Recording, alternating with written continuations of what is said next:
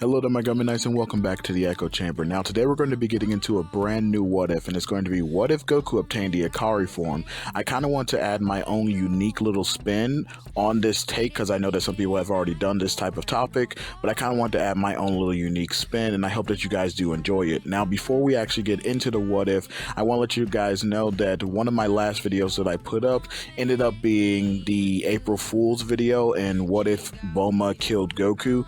Now, I know that was kind of more of a joking video, and so you guys didn't really have to expect it to carry over into a whole nother series, but I still kind of want to revisit that topic per se if it was an option on the table. And the way it can be an option on tables, if you guys go and show your interest for the video, so like you would do for this video, like, favorite, subscribe, share that video around if you wanted to continue into a series. Now, if you don't, that's perfectly fine. We can go ahead and continue with the brand new series that we're going to be getting into now, which once again is what if Goku obtained the Ikari form. And so without further ado, let's go on and get into it.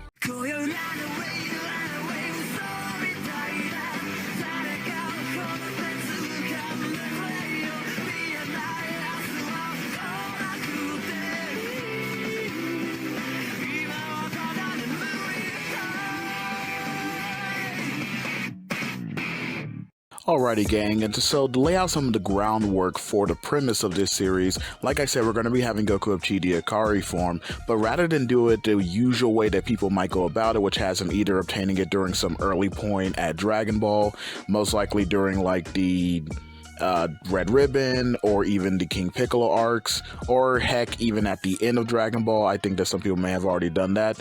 I'm actually going to put it towards the beginning of Z. Now, I know that some people have also probably done the topic to where it is based around the idea of doing it in the Saiyan saga, which we're going to kind of be keeping here towards setting up for this premise, but it's not going to be the usual spot that people put it at during the Saiyan saga, which is usually during the tail end of the Saiyan saga, where he's going up against Vegeta, or he's going up against Nappa, and then Goku obtains the form, or he has the form, or he managed to do it during training, like he discovered it and things of that nature. So we're actually going to have him have the form a bit earlier than that. And pretty much we're going to have the same type of catalyst, because when it comes to the Ikari form, we don't know everything about the form, but we do know the general information about it is as essentially the grade 8 power, but in your humanoid form. So that way you don't have to actually transform into a grade 8. And so the reason why this can work with somebody like Goku, or really any Saiyan in general, is because there was nothing ever specified that said you need something unique in order to obtain the form. All we really know is that Broly somehow got it during some point when, I guess, after he lost his tail and he was still triggered by the moon, and the blood waves may have allowed him to gain this form.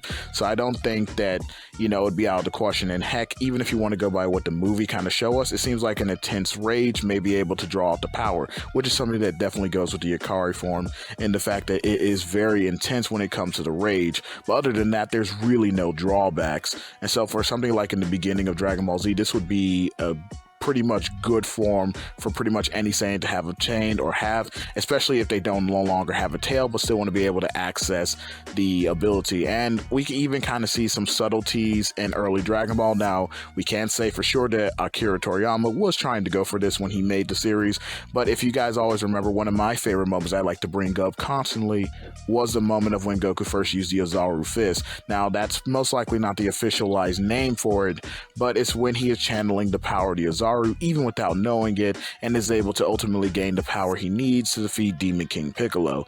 Now, I like to think that something like that showcases, if you guys need some esoteric explanation as to why he could obtain the form, I think that something like that kind of showcases that even if he, hasn't mastered his tail to the point of where he can use the Ozaru freely, or even if he lost his tail, he might still be able to access this form. But where I'm going to be placing it, like I said, is during pretty much the beginning. And so kind of like the setup here is that everything that happens exactly the same throughout all of Dragon Ball, up until the point to where we get to Raditz. And now after Raditz comes down, pretty much the events do go the same way that they do naturally in canon, all the way up until the point to where Gohan is about to break out of the ship in order to crash into Raditz. Now, what usually happens is that Gohan has an increased power spike, and then he breaks out of the ship, in order to save Goku because he feels his pain, right? He feels him in trouble and he breaks out of ship and then is able to ultimately hit Raditz and weaken him enough to where Goku can get him into the full Nelson after Raditz kind of like smacks him away, and then Piccolo's able to hit him off with the second special beam cannon. Now we're going to actually change that up a little bit here. Whereas normally, like I said, Gohan would break out, this time around we're still going to have him do the same thing, which ultimately ends up getting Goku free from Raditz's grip momentarily. And Gohan decides to go and do the exact same thing as he does in canon, basically charging up his power because he doesn't want Goku to no longer get hurt, and then immediately charges towards Raditz. Now the big difference comes in is whereas normally Raditz is completely dumbfounded and caught off guard, especially once he sees the power spike from the attack, that he essentially kind of just stands there, because keep in mind, Gohan is not as strong as Raditz even when he does increase his power from his anger. He's still not as strong as Raditz, which would guarantee the idea that he could have actually avoided the attack, and that's a scenario that we're going to be going with here. Whereas once Gohan is charging at Raditz, this time he utterly avoids the attack, basically catching back his senses within a moment's notice and manages to avoid the attack, although it does take a substantial more amount of power. In fact, it is close to his full power, and he recognizes how much of a threat Gohan is and immediately goes to charge at him and attacks him, especially now that Gohan's attack has failed and he's essentially utterly drained of power. He's essentially backing away and crying out for his dad, and Goku is begging Raditz to stop, as he does originally in canon, but this time around, Raditz just doesn't stop, and rather than doing one smack, he actually lays a beatdown somewhat on Gohan, kind of kicking him around and then punching him over and over again. This instead puts a Gohan towards a state near death, whereas he was just originally knocked unconscious from the first blow. Here he is actually towards the point of near death, which is going to be the catalyst for pushing Goku over the edge. And so with that catalyst, Goku actually stands back up, although he does struggle to his feet. He begins to scream and shout at Raditz in complete and utter anger, screaming out to him in a fury, demanding to know why he would do such a thing. He's basically screaming, "How dare you," over and over again. His rage builds up so much that it becomes a fever pitch as Goku completely loses his mind, his eyes going blank for a moment, and then all of a sudden, a rage of power begins to go off of the scale. Raditz's scouter actually ends up overloading and completely exploding from the amount of power that was being unleashed. As the sky darkens, Goku's hair begins to spike, and suddenly once his pupils do return, because they had went blank for a moment, you get to see a hue of yellow in his eyes, and his black spiky hair is spiked up. Now I know what some people are going to say, well, with a premise like this, can't you just say, well, Goku has Super Saiyan early? And the reason why I don't think that Goku would get Super Saiyan early, and why I think that the Ikari form would work better, to kind of like deviate a little bit, is just because you need a certain level before you can obtain Super Saiyan. I mean, before Goku was even considered a Super Saiyan, he had to reach a power level over 90,000. And even then, in order to get the level that Captain Ginyu was suggesting that Goku was Super Saiyan, it was around 180,000. So I think you need to be a certain level. I think that you can have the right amount of emotion during this point of the story, but you would need a certain power level, certain battle power in order to achieve the form as well. So I don't think Goku's anywhere near, especially at this point in time, to where he would be able to achieve the form. So that's my personal opinion, and why I won't include this as a Super Saiyan, what if Goku just obtained Super Saiyan early type of what if, and I'd rather stick with the Ikari form because I think it's far more suitable for him to achieve and for him to get. But anyway, back to the story. After Goku finishes raging out and charging up, Raditz can't actually believe the amount of energy coming off of Goku. He couldn't believe the power level, because what he read on the scouter right before it exploded was a power level over 4,000. And so Raditz begins to back away slowly in utter fear and terror, but his body just suddenly stops moving, as though he was paralyzed. Before he could even react, Goku was already in front of him. Goku slamming his fist right into Raditz's gut with a shot so powerful that not only does he rip through the armor, but actually punches a hole straight through Raditz's stomach, launching him upwards towards the air. Raditz can't even catch his breath as he begins to cough up copious amounts of blood as he goes flying right through the air, but Goku's already up above him, and slamming his fist right back down into his face, knocking him towards the ground. Goku, still completely out of control at this point, rages up within the sky and charges up another Super Kamehameha wave. But rather than being able to get off the attack, he ends up convulsing and then losing the power completely before falling unconscious. Due to the fact that there was so much power that Goku began to channel through his body at once, and his rage constantly further fueling that power, it ended up being too much for him, and thus he lost the increase, passing out and falling towards the ground. But it doesn't really matter because the damage had already been done and Raditz was already on the verge of death. Piccolo, who had still been standing there, utterly dumbfounded and confused, basically crapping his pants, ends up breaking out of his confusion because he hears Raditz laughing, essentially mumbling to himself in his final moments that he couldn't believe that his brother was this powerful, that he might even be the legendary Super Saiyan, because only the legendary Super Saiyan had ever showed such power and rage before within their legends. Piccolo essentially comes over to him, basically trying to see if he can get any more information out of him before he ends up ultimately finishing the job. But Raditz really wasn't in that much of a talkative mood, basically telling Piccolo to kind of F off, because it didn't really matter how strong Goku was, or what his power level may be, or even if he was a legendary Super Saiyan, because he didn't showcase any power that would worry his comrades. Piccolo was kind of confused and taken aback by this, until Raditz further explained that yes, he had two more comrades who were more powerful than him and Goku, or Kakarot as he would be calling him, and essentially saying that they would be on their way, that no matter what, the rest of the Earth would be finished, as the remaining Saiyans would come to take their revenge. Raditz began to laugh again, clearly still within his false delusions of triumph, basically uttering the idea that at least he got one of them. Even if it was his nephew, a kill is still a kill in his opinion. Piccolo basically snickers at this and tells Raditz that even if he did manage to somehow kill Gohan, which the fact that Gohan's energy is still there, although faintly, and Piccolo can sense it, he basically confirms to Raditz that he didn't, but that even if he did, it wouldn't have actually mattered, because they have something called Dragonballs on that planet, meaning that they would have easily just been able to wish him back to life, even if Raditz had gotten the job done. Raditz can only look up in more confusion before Piccolo used the key strike in order to finish him off, ending the conflict once and for all. From here, things go somewhat as they naturally would in canon, although there are a few changes here. With the fact that Goku is actually alive this time, there won't necessarily be him going to King Kai's right away anyway, because he'll essentially be within recovery, and he is still alive to actually begin to train with everyone else on the planet. As well as the fact that Piccolo's not actually going to be taking Gohan anywhere. In fact, he's going to actually be joining everyone else for training as well. So going forward, like I said, things pretty much progress as they naturally would in canon, except for after the gang arrives and comes to pick up both Goku and Gohan, who are essentially the only ones in that bad of a shape, whereas because Piccolo was able to essentially regenerate his arm, and he's mostly good. Piccolo does go about explaining the rundown to them as to what happens, and essentially telling them that they need to prepare, because the other Saiyans will be coming within that year time frame. Except Kami is going to actually be reaching out towards the gang here and essentially addressing the entirety of the group, saying that he actually wanted to bring Goku up to the lookout. And he wanted Piccolo to come along with him and everyone else, the other Z-Fighters, to also come up there, because he has a special proposition for them in regards to their training, in order to help prepare them for the Saiyans.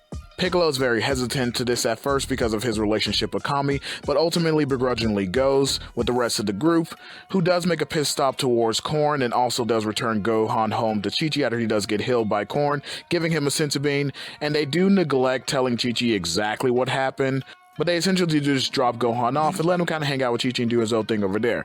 Don't worry, Gohan is going to be involved in the story later, but here, especially after what happened, I think there'd be a lot more caution in getting him involved in any further fights, considering that Raditz just kind of beat the shit out of a child.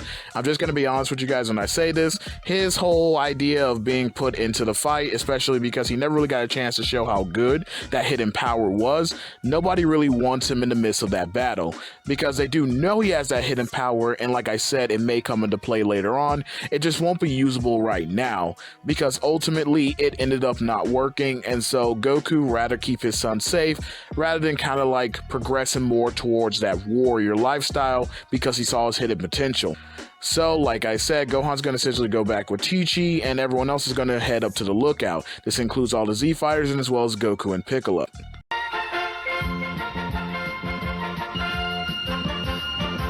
Once the group gets up to Kami's lookout, he essentially gives a rundown as to what's going to be happening over the next year. Kami basically tells the group that he's going to take the majority of the Z Fighters under his wing, which includes all the people that you guys already know.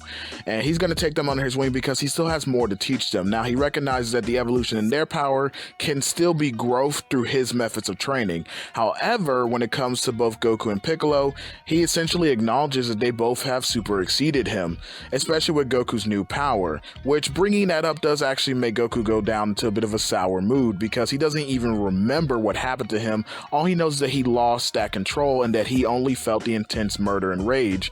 It actually brings him back to something that Raditz is bringing up in regards to his Saiyan nature and how he was a warrior. And this is all very conflicting towards Goku, but Kami tells him that it's nothing to really be ashamed of, that it's just something that's a part of his heritage, that ultimately it's going to have to be a part that he accepts about himself, and suggests that if he actually wants the best training and especially gaining control over that, he has an idea that he should train with a god that's even higher than him, which does shock Goku and Piccolo and the rest of the group at first because they had no idea that there were other gods that were even stronger and higher than the position than Kami was. But Kami says yes, there is a vast majority of gods out there who rank far above him, and so he actually suggests that he takes them over to King Yama's place so where then they can go and train with King Kai. Now basically saying that they would need that higher elevation of training because once again Kami had nothing further to teach both Goku and Piccolo, and saying that this would be the way that he can best help them going forward. And so essentially he does just that. Mr. Pope will go ahead and gets the rest of the group started on their training, whereas Kami heads off with both Goku and Piccolo in order to take them over to King Yama. And after the special request is granted, because I don't see why King Yama wouldn't, King Yama essentially allows both of them to end up going to train under King Kai. And so the journey to Snake Way begins, and Kami returns back to Earth to finish helping Mr. Popo in regards to training the rest of the group. And now from here, we're going to actually focus majority of our time in regards to the training on Piccolo and Goku's training with King Kai. And this is only because in regards to the Earthlings themselves, nothing is really going to be different. Even if you want to say that Kami pushes the group a little bit harder and therefore they get overall stronger, I don't think that anything in regards to their training is really going to change. Mostly just the same kind of training that Goku undertook with gaining power over their mind, fighting past warriors to kind of understand how specifically Saiyans fight, and things of that nature are going to be the more majority bulk in their training, because really nothing necessarily changed in the story that would garner them more training, if you would, that would be of higher extent. Otherwise, Kami might as well just send them all to King Kai. But again, I don't think he would necessarily do that because he at least wants to get them down to a level to where he believes that they would be most suitable in helping out. So nothing will really change on their end. So like I said, we're going to be really focusing on the training between King Kai, Goku, and Piccolo, which after they make their way down the Snake Way, as per usual, I think this time around, especially due to the Zenkai boost that Goku got from him going into the Ikari state for the first time, and as well as the Zenkai boost he got from, fighting against Raditz in general and getting beat up, he's going to actually be a little bit better here, especially when it comes to a lot of the tasks that he's going to have to undergo with King Kai in order to get acclimated to the 10 times gravity. Now, I think that Piccolo would struggle, but he would struggle as much as Goku and Kanon did. So I don't think he would struggle any more, or really any less. Getting back to the training, King Kai, essentially goes down the process. They both end up making a joke or making him laugh. Well, maybe not Piccolo, but, Goku kind of just gets them both in regards to that. But they do go ahead and get started with the training. And like I said, Goku's going to be actually a lot more easily able to acclimate to the planet and acclimate to the task versus what he actually was originally in canon. And this is due to the fact that he not only got a power-up from his fight with Raditz, but he also got a power-up from his body being overwhelmed and overloaded with energy, and is starting to retain and remember that energy from him accessing the Ikari form. Now, I don't think that the training would go exactly the same after they get through the initial tasks. And the reason why is because I'm not actually going to have Goku obtain the Kaioken here. He does learn about the Kaioken, he does know about how to access it, but he's not going to actually use it. After having his heart-to-heart with Kami, or at least Kami, invoking that idea to him about his Saiyan heritage, and the fact that King Kai actually does go over to King Kai does that like he does in canon, essentially goes over the story of the Saiyans and their people. Goku is still ultimately conflicted about that, but he does understand that this could be a unique power for him that he would want to begin to process and begin to acclimate and use, because he doesn't want it to come out of nowhere again, because what if he hurts a friend? What if he hurts his family? And so he doesn't want to lose control over this power anymore, and so he'd rather actually stick with that. And so King Kai basically having the Kaioken is kind of a shoo-in to help Goku with this, so it actually ultimately end up being right on Kami's part in order to send him here, so that way Goku can actually focus on it, because essentially the Ikari form is a power-up. It is still a power-up, not exactly like the Kaioken, but it is still ultimately a power-up, and with little to no drawbacks. You see, the Kaioken, if Goku tried to use it in the Time 10s during the Saiyan Saga, he most likely would have died. But here, using the Ikari state, which gives him that 10 times boost, is phenomenally greater than the Kaioken in this case. But King Kai can still help him learn to control and access it because he has a familiar technique. Now, as far as Piccolo concerns, he's going to take the Kaioken and essentially run with it. And due to his Namekian cells and biology, Piccolo's regeneration is essentially a gold standard for him accessing higher forms of Kaioken. So he's not going to be left behind in the training alongside Goku. In fact, he's going to increase exponentially, far greater than what he possibly could have been had he remained on Earth. And keep in mind, Piccolo on Earth, just training pretty much by himself and kind of doing sparring with Gohan, was able to reach maximum power levels massively greater than what he had than what he had at the early start of the Saiyan Saga versus to what he had towards the end of it. So here I expect absolutely no different. In fact, him and Goku are going to get exponentially stronger, especially because when you have a stronger training partner, this goes for anybody in Dragon Ball, but particularly for Saiyans and pretty much Namekians, when you have a stronger training partner, you actually get exponentially stronger as well from the boost that it ultimately gives you. And so essentially, they're both are going to learn certain techniques that are going to be more suitable to them. Like I said, Goku won't learn the Kaioken, or at least he won't use the Kaioken, but he will learn it, and he will learn how to access it, but he just won't use it. He mostly is going to be focusing on the Ikari form, whereas Piccolo is going to be essentially spamming Kaioken. And there are other techniques that are going to separate them too. Like Goku is going to learn the Spear Bomb, but I think Piccolo can actually learn something that I did use in my last What If, and the What If Krillin was killed by a tambourine, because I did say that King Kai would have access to it. Yes, I was going off of a filler scene, but I think that it can be applied here. Again, I think that Piccolo can be a shoo-in for learning the instant transmission. So I think that that would be an actual good technique to learn aside. So they both get to have essentially an even split, really, when it comes to the amount of techniques that they're going to learn from King Kai. And pretty much another great thing about this is that once the year is up, since neither Piccolo nor Goku is dead, they can instantly come back without having to be wished back first. So that's another good thing that can actually go here, because it'll allow them to get back much faster, especially because they're going to be massively stronger than what they were in canon. So them getting back faster and getting there on time shouldn't really be necessarily a problem. But to once again kind of break it down and summarize for you guys, essentially in regards to the Earthlings, their training went pretty much the same as it did in canon. And then for Goku and Piccolo, their training got them exponentially increased. And they do learn techniques from King Kai, but they do favor certain techniques over the other when in regards to their uses. So Goku learned to access and harness his Ikari form, and he also learned the Spear Bomb technique. And Piccolo learned Kaioken and also instant transmission. But as of right now, that will bring us to the end of part 1 of What If Goku Obtained the Ikari State.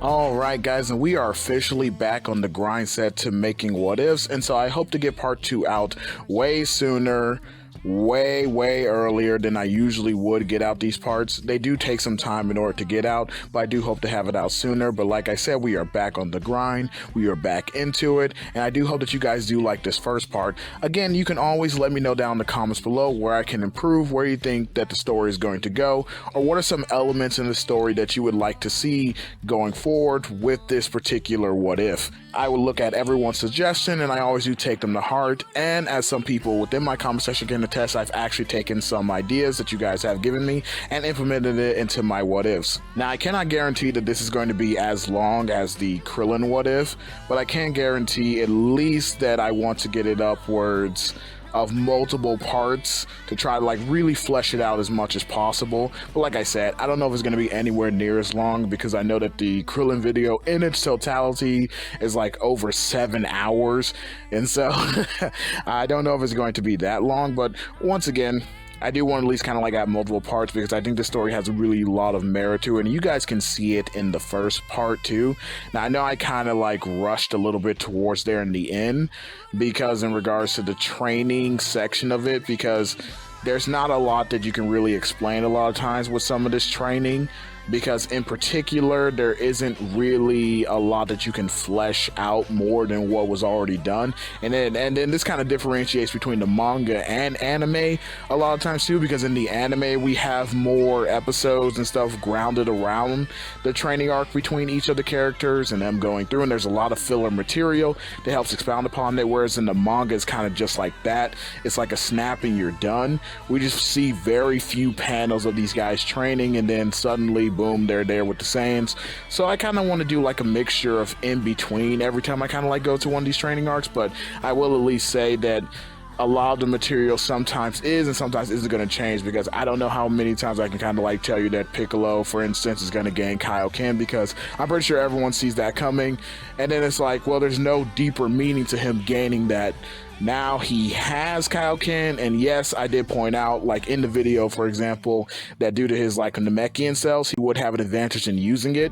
But I think that everyone kind of realizes that, considering that Kaioken is a damaging technique. However, with somebody who can just essentially regenerate, yeah, it's kind of no problem, and he would most likely be able to access higher forms. In fact, Piccolo, one of the things that does sadden me about the original story is that even though he does train with King Kai, he ultimately gets stronger, he doesn't actually learn Kaioken. So that's just kind of one of the sad, dumb things I think Akira kind of did. No offense to him. I just think that Piccolo would have been the best character for it, and I think that majority of people probably think that too. But like I said, when it comes to these training arcs, and now going into the future of this story, there will be some more meaning behind some of the training. But like I said, if it felt like I rushed that ending part there with the training, it's only because there's not really, you know, a lot of meat on the bone there that you can really get into to kind of like explain it. Even with somebody like Goku and his whole thing with his, you know, Ikari form. I mean, most people who even bring it up don't even delve into it, but, you know, I think I did quite enough to kind of like say that this would be something that Goku would look into, but ultimately, because of his mindset, probably wouldn't mind using it as much. It wouldn't be as much a hang up. Like if I gave it to somebody like Gohan, you could write a diatribe on that, because somebody like Gohan would have a little bit more hang-ups on something like that. I mean, we ultimately see this within the series itself, and his combination of talking to Cell about his, you know, ultimate being afraid speech, and going back about his trauma, and then the fact that he's always only been able to access his power through these bouts of rage. And I think that the Ikari form of somebody like him would definitely be a bit more, you know, out there. But for somebody like Goku, it's kind of like, yeah, he's thinking about that, but at the same time, he's very simplistic in that way of just kind of like, well, it's something that I gotta use and something that I would like to use, which is why I prefer to let him have that over just giving him Kaioken and then just saying he just skips the Ikari form altogether, because I don't think that would make sense. I think that's something that to him would be a lot more practical to use, especially because he would see the drawbacks of something like Kaioken, and then his mentality towards using the Ikari form isn't as negative. Even though he's not about his Saiyan heritage right now, it is still something that he can draw into and just kind of like ignore that side of himself if he really has to focus on drawing out what he needs from the power and then using it to his utmost benefit. But anyway, like I said, hope you guys did enjoy this part, and I hope you guys do, you know, get excited for the next parts coming forward, and I will catch you guys in the next one. Peace. And to all my Gummy Knights, new and old, just remember, this is a man's world, but it would be nothing without his brain and his bronze. And lying is indeed the most fun that a woman can have without taking off her clothes. Good night.